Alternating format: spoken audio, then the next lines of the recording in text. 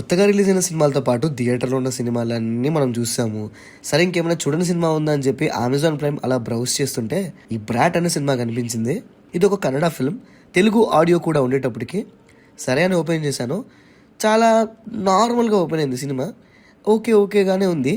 But సినిమాలో ఒక మంచి పాయింట్ స్టార్ట్ అవుతుంది. అక్కడ నుంచి కాస్త ఇంట్రెస్టింగ్గా ఉంటుంది. మన తెలుగులో సత్యదేవ్ గారి బ్లఫ్ మాస్టర్ లాగా ఉంటుంది సినిమా ప్రొసీడ్ రోజుల కొద్దీ ఇంట్రెస్టింగ్ పాయింట్లోకి వెళ్తుంది. Cricket betting syndicate. So cricket betting సిండికేట్ని ప్రాపర్గా ఎక్స్ప్లోర్ చేస్తూ కొంచెం హీరో సైడే తీసుకున్నారు. బట్ రియల్ లైఫ్లో అంత లక్ పాసిబుల్ కాకపోవచ్చు. లక్తో పాటు హీరో ఇంటెలిజెన్స్ కూడా ఉంటుంది. చాలా వరకు మీకు బ్లఫ్ మాస్టర్లో సత్యదేవ్ గారి క్యారెక్టర్ గుర్తొస్తుంది.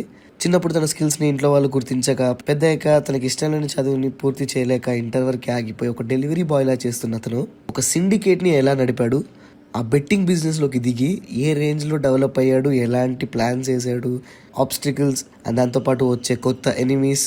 బోర్ అయితే కొట్టకుండా ఇంట్రెస్టింగ్గానే ఉంది. మీరు ఒకసారి ట్రై చేస్తా అంటే ట్రై చేయండి. సినిమాలో యాక్టింగ్ చాలా వరకు ప్రాబ్లమాటిక్గా అనిపిస్తుంది.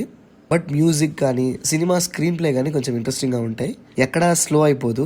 తెలుగు వర్షన్ అవైలబుల్గా ఉంది. మీకు అది తేడా కొట్టేస్తే డబ్బింగ్, కన్నడ వర్షన్తో సబ్ టైటిల్స్ కూడా ఉన్నాయి, అలా కూడా ట్రై చేయండి. డబ్బింగ్లో అక్కడక్కడ హీరో క్యారెక్టర్కి డబ్బింగ్ చెప్పిన వాళ్ళు అవైలబుల్ లేరనుకుంటా, వేరే వాళ్ళ వాయిస్ కూడా వస్తుంది. ఈ సినిమాలో నాకు ఏదైనా బాగా నచ్చిందంటే బ్యాక్గ్రౌండ్ స్కోర్ ఒకటి చాలా బాగుంది. అండ్ ట్విస్ట్ అండి, కొన్ని ట్విస్ట్ చాలా మంచిగా ప్లేస్ చేసుకున్నారు. ఆ బ్రాట్ అనే టైటిల్కి మంచి జస్టిఫికేషన్ అయితే జరుగుతుంది సినిమా అయిపోయేటప్పటికి.